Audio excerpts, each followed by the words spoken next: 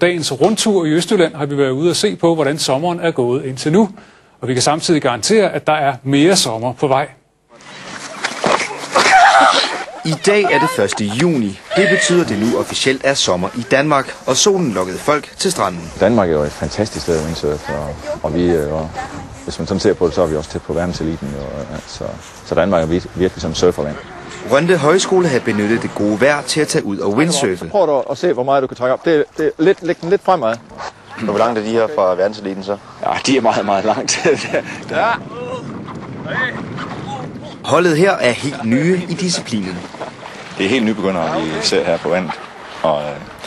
Og det gør så, at i dag, hvor det faktisk er fint vejr og ikke ret meget vind, så kan de godt få en fornøjelig tur ud af det. Ja, okay. Det er ganske udmærket. Selvom det kan lyde underligt, så er det kun vinden, der kan afholde de unge fra at windsurfe. Ja, men hvis vi kommer op på sådan en 9-10 sekundmeter, så kommer vi ikke ud at surfe, fordi så får de ikke noget ud af det. Og så helt vindstille, så kan man jo heller ikke surfe.